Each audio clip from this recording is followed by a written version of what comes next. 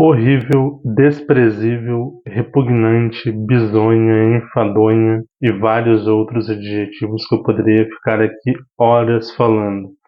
Esses adjetivos são para a eliminatória do Grêmio nas oitavas de finais da Copa do Brasil contra o Corinthians, que culminou na eliminação do tricolor precocemente ainda nas oitavas de finais da Copa do Brasil. Mas antes de falar desse confronto, lembrem-se de se inscrever no canal Hora do Jogo, ativar o sininho das notificações, curtir, comentar, compartilhar, porque ajuda muito a gente a continuar levando esse conteúdo para vocês. E é isso, galera, mais um episódio do Hora do Grêmio aqui no canal Hora do Jogo, e para falar desse desastre que foi a participação do Grêmio na edição de 2024 da Copa do Brasil, mais precisamente nesse confronto contra o Corinthians. Vamos por partes. No geral dos dois jogos, o Grêmio foi muito mal. O Corinthians também foi muito mal, mas foi superior no todo e mereceu a classificação. Dois confrontos empatados em 0-0. O Corinthians venceu nos pênaltis por 3-1.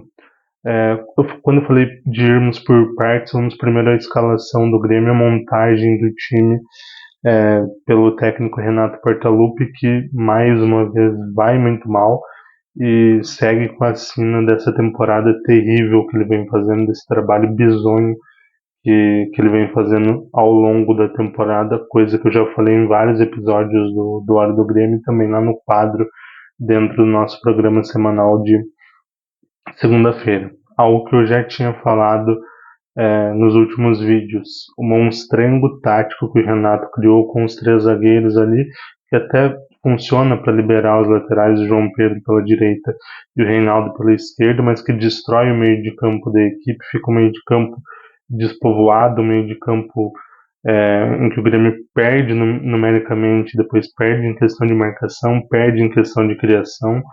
É uma escalação que você tira o melhor do Cristaldo, que talvez seja o melhor jogador do time na temporada, você perde ele nessa criação de meio, você perde ele como esse elemento surpresa na chegada ao ataque, para deixar ele muitas vezes lá parado no meio dos atacantes, então você não tem essa figura central do centroavante. O Renato destruiu o time taticamente e fez isso mais uma vez nesse confronto contra o Corinthians. A gente sabia que o Corinthians iria vir fechado, inclusive o Corinthians poupou alguns jogadores priorizando o Campeonato Brasileiro, onde está na zona de rebaixamento. O Grêmio também está ali próximo, mas o Grêmio fez ao contrário, poupou no Brasileirão, inclusive venceu, e deu mais importância para esse jogo da Copa do Brasil e não deu certo. O Corinthians vinha com uma proposta clara: se fechar e explorar os contra-ataques. Deu a bola para o Grêmio propor o jogo, e o Grêmio não conseguiu. O Grêmio não criou praticamente nada. O Corinthians também não criou muito? Não criou muito, mas quando chegou com mais perigo e chegou mais próximo ao gol do Grêmio. Inclusive o Marquezinho fez 3 ou 4 defesas ali importantes ao longo do jogo, enquanto o Hugo fez apenas uma boa defesa no decorrer do jogo, outras defesas um pouco mais tranquilas. O Grêmio não soube o que fazer com a bola, não teve ideia, parece um time totalmente mal treinado, sem jogadas, sem uma jogada ensaiada.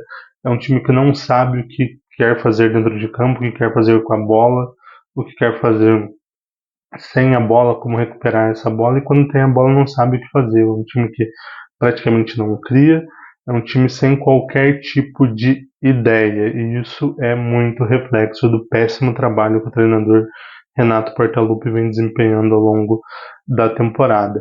E no segundo tempo, quando ele teve a oportunidade de mudar, dado ao péssimo primeiro tempo, que ainda foi onde o Grêmio produziu mais, ele voltou do intervalo sem fazer essas mudanças. E no segundo tempo fez aquelas mudanças de praxe que ele sempre faz. Tá jogando com 3 zagueiros, precisa do resultado, tira um zagueiro e coloca o centroavante, que é o Diego Costa. Não vou questionar a entrada do Diego Costa, mesmo depois ali de um período muito longo de lesão, porque era algo que todo mundo faria, colocar o Diego Costa, principalmente com a equipe não correspondendo bem. Agora, o problema nesse sentido é você não ter ideias, realmente. Você não ter uma construção do que você queria dentro do jogo, porque o Diego Costa não recebeu uma bola. Ficou meio óbvio que ele estava sem condições físicas para jogar, que seja poucos minutos. Mas ele entrou porque era uma emergência. Ele já não recebeu uma bola em condições. O Grêmio não produziu, não criou para ele, e isso é terrível. A outra mudança que o Renato fez foi trocar um volante por outro, colocou o Dodge, que pouco agrega ofensivamente, até marca bem, mas ofensivamente não ia agregar em nada. Por que, que o Monsalve não entrou depois do grande jogo que ele fez contra o Atlético Paranaense no fim de semana? Por que, que o Aravena não teve oportunidade? Por que, que o Arezzo nem pro banco foi? O Renato é avesso a reforços, é avesso a jogadores estrangeiros, então por que a direção está contratando jogadores estrangeiros se o treinador não vai utilizá-los? Então, mais uma vez, um trabalho terrível do Renato, que culmina num trabalho ruim já feito pela diretoria aí há mais de um ano e meio, mas que melhorou nos últimos meses as contratações que chegaram, mas que infelizmente o Renato teima em não utilizá-las. Jogadores, a gente tem que falar dos jogadores também. Cristaldo, um dos principais nomes do time, muito mal. Pavon, mal já há muito tempo. Fez um bom estadual, teve um impacto quando chegou no clube. Depois que começou o Brasileirão, que Libertadores começou a funilar, não vem jogando nada. Não jogou mais uma vez e o Renato continuou com ele o tempo todo. Por que não entrou o Nathan Fernandes, um jogador que tem qualidade, é um ponta veloz, que tem qualidade técnica, que poderia agregar para o time? O Gustavinho estava suspenso, ok, mas também não entrou. Então, mais erros. E ali você vê Reinaldo, mal, sempre mal. Mike jogou bem no final de semana. Já provou que pode receber mais oportunidades, mas não as recebe. E o Reinaldo segue muito mal, apesar de ter sido o único que marcou na disputa por pênalti, cobrou muito bem, mas enfim, nos 90 minutos não joga, não desempenha, muito fraco. E o que falar da disputa por pênaltis? Edenilson, um pênalti patético.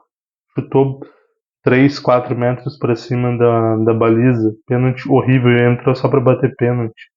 E Renato insiste no Edenilson, que desde que chegou não produziu nada. Você não sabe se o Edenilson é volante, se o Edenilson é ponta, se o Edenilson é atacante. O que se sabe é que ele jogou mal em todas as posições. Pavon, outro pênalti bizarro, bizonho. Um jogador que, como eu falei, começou bem, mas hoje não vem jogando nada. E bateu um pênalti bizarro.